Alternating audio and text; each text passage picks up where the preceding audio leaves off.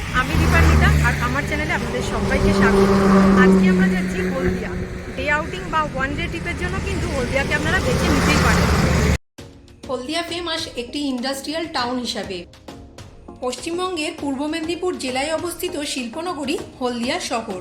কলকাতা থেকে প্রায় 125 কিলোমিটার দূরে হলদি নদীর তীরে অবস্থিত এই হলদিয়া শহরটি।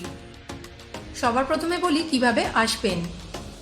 বাসে, ট্রেনে বা প্রাইভেট কারেও আসতে পারেন। এখন আমরা আছি কোলাঘাটে। কোলাঘাট ব্রিজ ক্রস করছি। কোলাঘাট থেকে রাস্তা দুদিকে ভাগ হয়ে গেছে। ডান দিকেরটা চলে যাচ্ছে খড়গপুর আর বাঁ দিকের রাস্তা ধরে পৌঁছে যেতে পারবেন হলদিয়া। আর বাসে আসতে চাইলে ধর্মতলা থেকে কলকাতা হলদিয়া বাস পেয়ে যাবেন। আর যদি ট্রেনে আসতে চান তাহলে হাওড়া থেকে হলদিয়া ট্রেন ধরে ডাইরেক্ট আপনারা হলদিয়া পৌঁছে যেতে পারবেন। এছাড়া হাওড়া থেকে মেচেদা, পাঁশকুড়া, খড়গপুর বা মেদিনীপুর লোকাল ধরে মেচেদা স্টেশনে নেমে আবার ওখান থেকে হলদিয়াগামী বাস ধরে হলদিয়া পৌঁছে যেতে পারবেন। আমরা এখন আছি নন্দকুমারে। নন্দকুমার চারমাথা মোড় থেকে ডান দিকে চলে গেলে দীঘা, বাঁ দিকে চলে গেলে চৈতন্যপুর আর সোজা চলে গেলে হলদিয়া। আমরা হলদিয়া যাবার জন্য সোজা রাস্তাটা ধরলাম।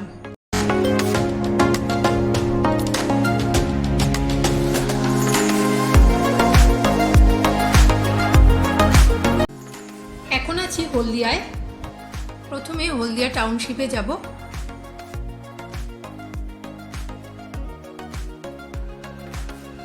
এই যে লম্বা পাইপলাইন দেখছেন, এগুলো তেলের পাইপ, যেটা জলপথে এসে সরাসরি শোধনাগারে চলে যাচ্ছে। এই পাইপলাইনগুলো দিয়ে পেট্রোকেমিক্যাল ট্রান্সপোর্ট হয়।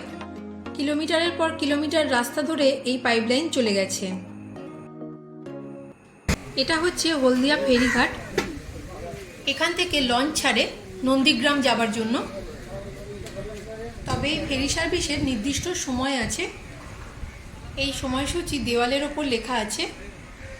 টিকিট মূল্য কত সেটাও লেখা আছে, চাইলে আপনারা পজ করে দেখে নিতে পারেন। এখন আছি হলদিয়া টাউনশিপে। এটা টাউনশিপের প্রথম ঘাট। এখানে বসার জন্য জায়গা করা আছে। এই যে নদীটা বয়ে চলেছে, এটা হলদি নদী। নদীর পাড়ে একটা স্টিমার, একটা ছোট নৌকা বেঁধে রাখা আছে। এই নদীর পাড়ে কিছুক্ষণ থাকলেই অনেক স্টিমার, ছোট জাহাজ, বোট দেখতে পাবেন। দূরে একটা লঞ্চ দেখতে পাচ্ছি।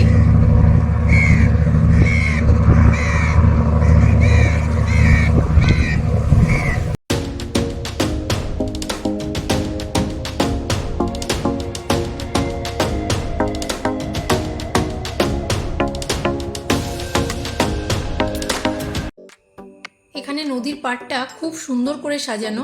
বসার জন্য এরকম অনেক সিমেন্টের বেঞ্চ করা আছে। বসার জায়গাটাও কত সুন্দর ডিজাইন করে বানানো। এই নদীর পাড়টা অনেক রকমের মূর্তি দিয়ে সাজানো। অনেক মানুষ এখানে ছবি তুলছেন।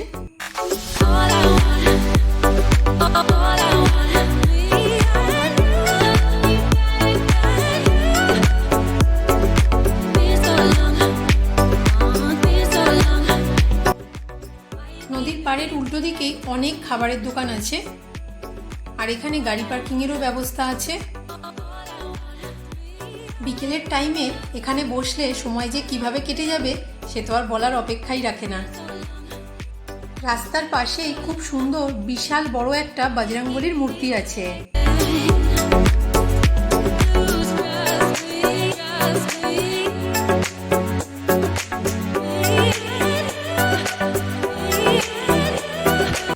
আমরা এখন পার্কের দিকে যাচ্ছি।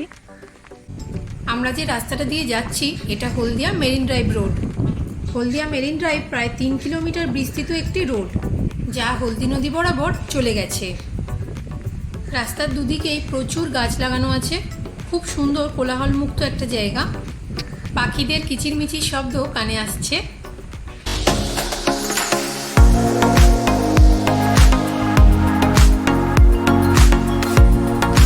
পার্কের একদম কাছাকাছি চলে এসেছি। এই পার্কটির নাম বিদ্যাসাগর পার্ক।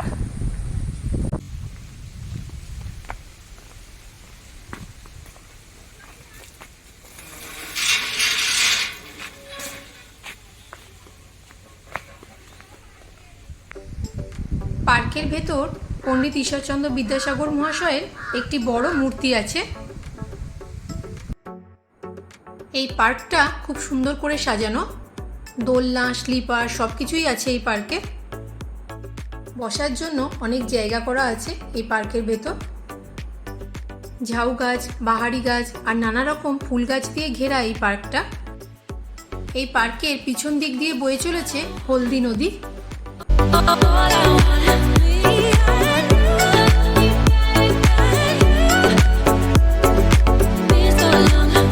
এই পার্কের ভেতর অনেক কার্টুন ক্যারেক্টারের স্ট্যাচু আছে, যেটা বাচ্চাদের খুবই ভালো লাগবে। একটা বড় জিরাফের স্ট্যাচুও আছে। হলদি নদীর একদম পাড়েই রয়েছে এই পার্কটি। এই জায়গাটা খুব সুন্দর, শান্ত নিরিবিলি একটা পরিবেশ। অনেক দূরে জাহাজ দেখা যাচ্ছে। এই পার্কটাও ভীষণ সুন্দর, বিকালের টাইমে এলে খুব ভালো লাগবে। এটা হচ্ছে ইন্ডিয়ান অয়েল ম্যানেজমেন্ট একাডেমি। এই হলদিয়ায় নানা রকম অনেক বড় বড় কলেজ আছে, যেমন medical college, engineering college, marine, law, fishery college, এই রকম অনেক বড় বড় কলেজ আছে। এবার যাব হলদিয়া ভবন। এই রাস্তাটা ভীষণ সুন্দর, ছবির মতো সুন্দর এই রাস্তাটা।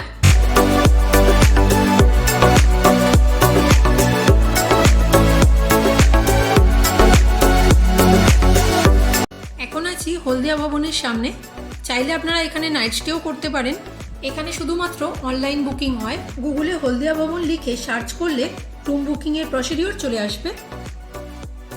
হলদিয়া ভবনের একদম সামনে থেকেই হলদি নদী বয়ে যাচ্ছে। একদম নদীর পার পর্যন্ত বড় গাড়ি, বাইক, সাইকেল, স্কুটি সব কিছু চলে যাচ্ছে।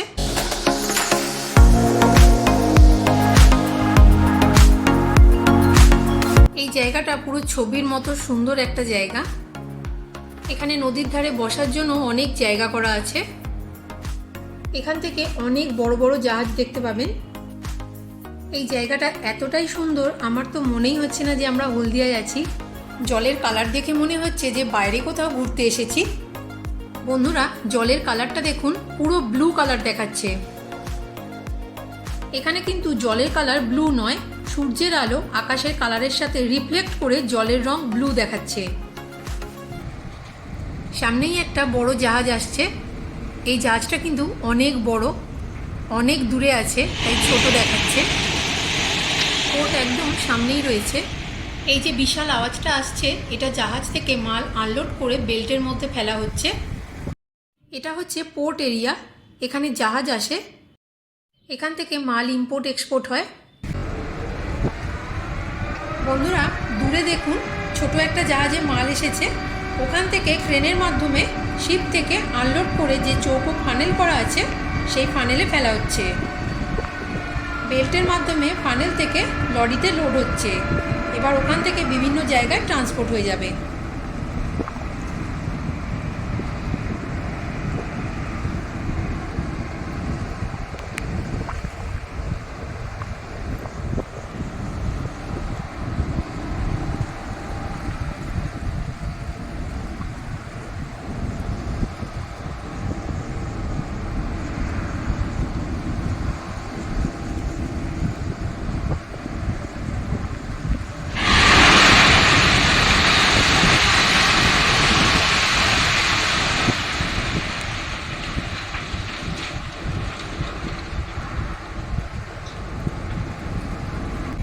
আমার এখানে এসে মনে হচ্ছে সৃষ্টিকর্তা খুব যত্ন সহকারে রং তুলি দিয়ে এই জায়গাটা এঁকেছেন। এই জায়গাটা পুরো ছবির মতো সুন্দর একটা জায়গা। আমাদের তো জায়গাটা খুব ভালো লেগেছে, আপনারা অবশ্যই একবার আসুন, আপনাদেরও ভালো লাগবে। তোমার কেমন লাগলো জায়গাটা? খুবই ভালো লাগলো। আপনারা একবার সবাই মিলে সপরিবারে এসে ভিজিট করুন, খুবই ভালো লাগবে এবং বাচ্চারাও খুব আনন্দ পাবে। কাছাকাছি একটা বড় জাহাজ দাঁড়িয়ে আছে, জাহাজের গায়ে মুম্বাই লেখা আছে। মনে হচ্ছে জাহাজটা মুম্বাই থেকে এসেছে।